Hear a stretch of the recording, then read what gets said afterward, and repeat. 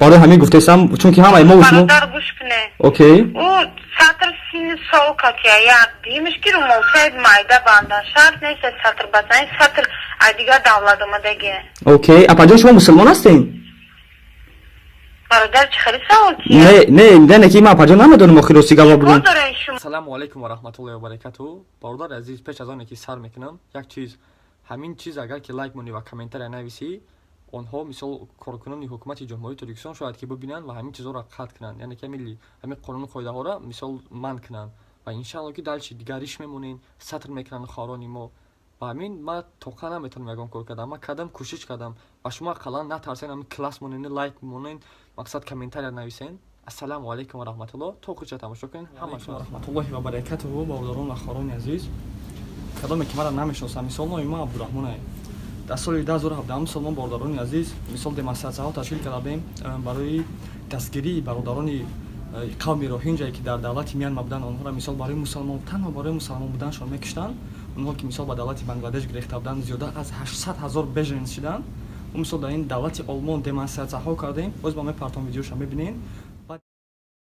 мо дар аврупо, дар олмон, дар шаҳри Кёлн ҳастем ва ҳамин чанд мусулмоне ки бандаи муъмин мусулмоне ки фикрҳои дигар мусулмонҳоро мекунанд, ҳаминҷа ба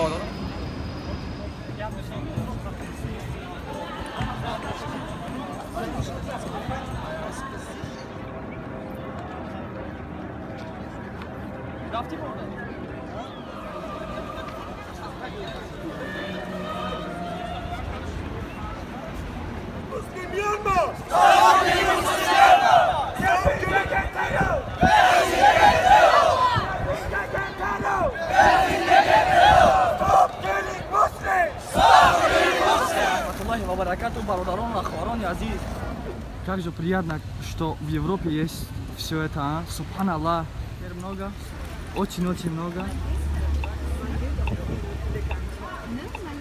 очень много, вот сколько людей. баъд ин вазири корҳои хориҷии олмон ба Бангладеш рафта ба онҳо зиёда аз 20 миллион евро бобод мисол хайр кардаги. фаҳмидесено? яъне ки ба як бор дигар такрор мекунам.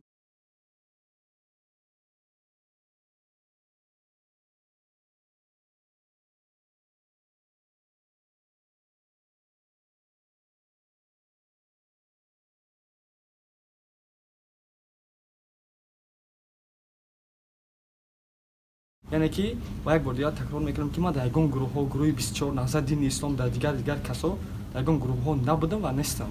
мисол ин барои коркунони амният дахл дорад.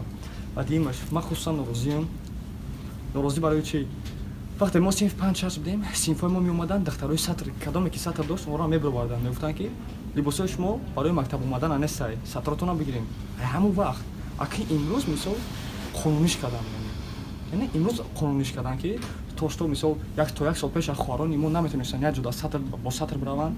рейдҳо вазоирати корои дохилӣ рейдҳо мекарданд, онҳоро меқабиданд, аллоҳу аълам, онҳоро штраф мекарданд ёки номошона менависонданд ки инҳо сатран. В Душанбе продолжается охота на таджикских женщин в исламском одеянии. Так, 14 марта в информационное агентство «Азия Плюс» обратилась на условиях анонимности местная жительница, сообщившая, что представители власти вынудили ее снять.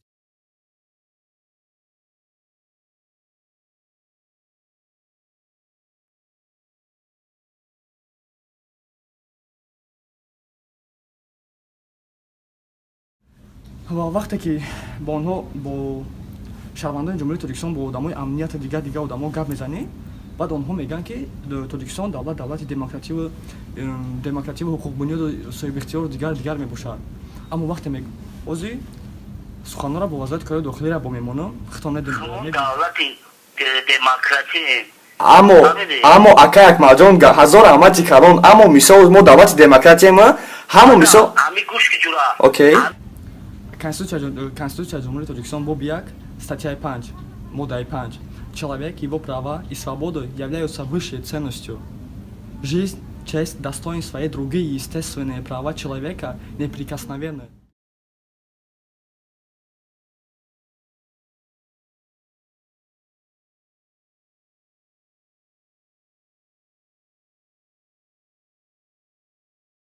Человек, его права и свободы являются высшей ценностью. Жизнь, честь, достоинство и другие естественные права человека неприкосновенны. Неприкосновенны. Вазири корҳои дохилӣ мисол агар ки ами видеоро дар мо дам расонем, медонед ки чӣ маъно дорад неприкосновенная? яъне фарқ надорад шумо киен, генерал, полковник, вазир, мисол раиси ҷумҳурин, фарқ надорад. Дар пеши қонун ҳама баробарен. шумо ҳақ надорем ки мисол биёен чест ва достоинствои моро поймол кунем. чест ва достоинствои хоҳарои мо, хоҳарое ки касе ки мусулмонае, онҳо ҳиҷоби онҳо ҳастае.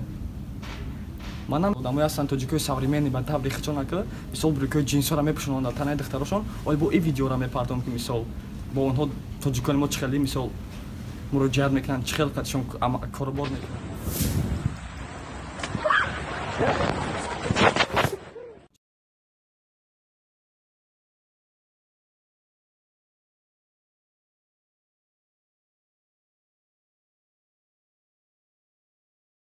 ҷавонотон шумо мегӯед ки ҷавонон ояндаи миллатаи мо, ҷавономон ихел ухел, ҷавонотон даку мо ҷавонони ҷумҳурии Тоҷикистон будем, мо да ҳеҷ накардем, ячи дар шумо нишонтон метавонам. биёем давлати олмон бубинем кӯдакора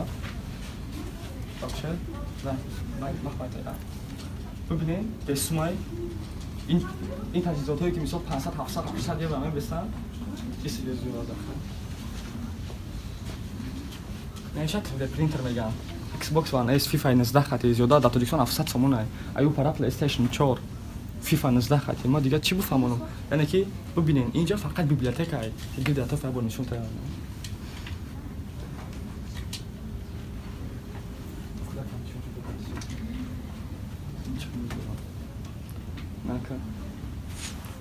оператори вазорати корҳои дохилӣ дар зан зада мегӯянд ки сатри тоҷикӣ нестай Мумкин нестае ка сатр катива сатр либоси тоҷикӣ мо нестае кака. аммо мисол чиба агар шумо либосои италиянскию турецк мепӯшем костюм рукои доче габана чиба калиш намепӯшем чиба ҷома намепӯшем тоқиву сала намекунем дар маҷлисҳо мешинем ку мерседесои последний S-класс, C-класса мебарем давлати мо дар Германия ки мо зиндагӣ дорем мебарем ҳай мекунем изона мекашем шумо мегӯем ки мо мусулмон ҳастем ислома иқача қабул кардем иқача қабул намекунем вақте ки Аллоҳи азза ва ҷалла дар Қуръон гуфтае ки мисол духтарон мисол як чодар як хичона мисол баҷо кунанд аз чашмои номаҳрам яъне ки фарзи илоҳие ки мисол духтарро гуфтааст ки хитона бупӯшонен шумо имрӯз мегӯем ки аз тоҷикон нест я номолак бикунад тамом шумо калимаи шаҳодата медонед шумо медонед ки калимаи шаҳодат чиай пеш аз оне ки мисол интихоб кунем ки кадом қонуна бубурорем кадом қонуна набурорем кадом қонун барои мусулмонҳо хуб аст ва кадом қонун хуб нест шумо аз дини ислом чӣ савод дорем барои ҳамин субҳаналлоҳ вақте ки дар ин давлатҳо ҳама чи озодай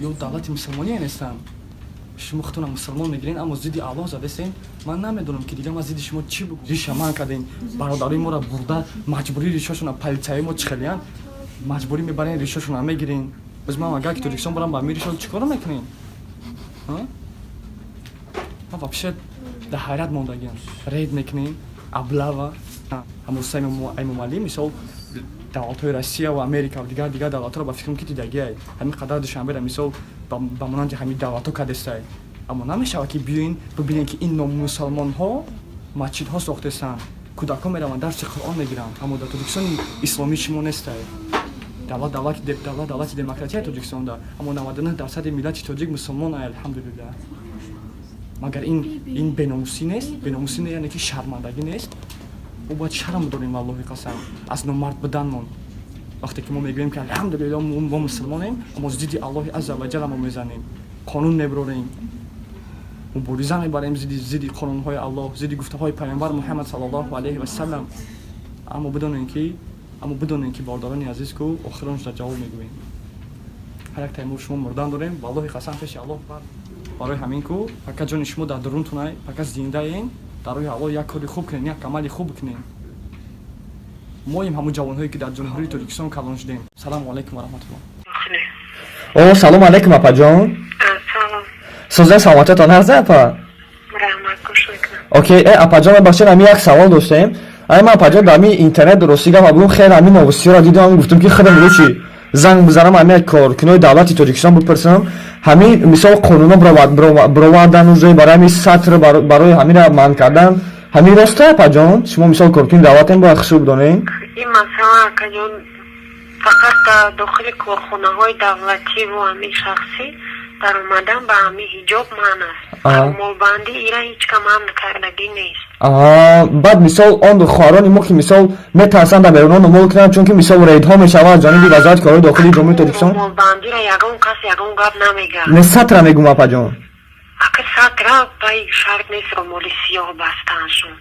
اگر که مثال از بغض سیاه اگان پیش محکم دو زده که رو مولچش در سرش باشد یگان جوش نتوبد شرط نیست کو. نه مثال اپا جان ما مثال شما مسلمان اپا جان؟ ماشاءالله اپا جان مقصد که خداوند بزرگ مثال ما را آفریده است و خداوند مثال در قرآنی که در قرآن یعنی فرمان میتید چقدر که مثال نماز برای ما را فرض است مثال سطر برای خواهران ما را فرض است در این حالت ما چیکار کنیم اپا جان؟ که مسئله شد هیچ تا گفته نمیتونم سپارشه مرحمت کمیته دین زنگ زنید با معلومات مفصلتر وابسته به سمت‌های دینیتش شما معلومات میتید. هزار رحمت اپا جان ببخشید همین نمره همین کارمندای دین در اینترنت یافته میشن؟ یک دقیقه است ما شما با میتیم نمیرم. ماله هزار رحمت.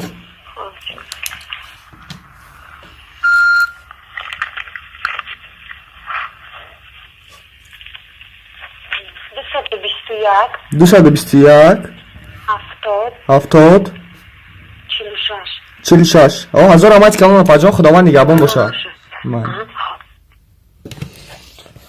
خیلی سبحان الله گپ نیست ولی با مثال ما یعنی که اگه چیز خوب گپ زدم هم شنودم و انشاءالله که دل شی. До конца разговора осталась 1 минута. دیگر نفر جواب بده مثلا.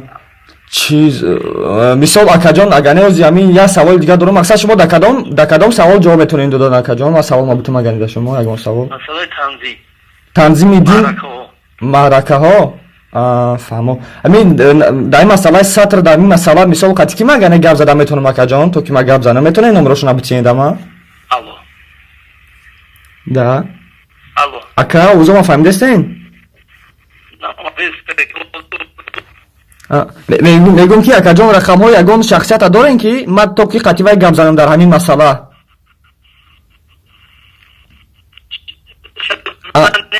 اینترنت اکا جان بزیب شدین در امانی خدا باشین اینترنت کم اکا بزیب شده اکا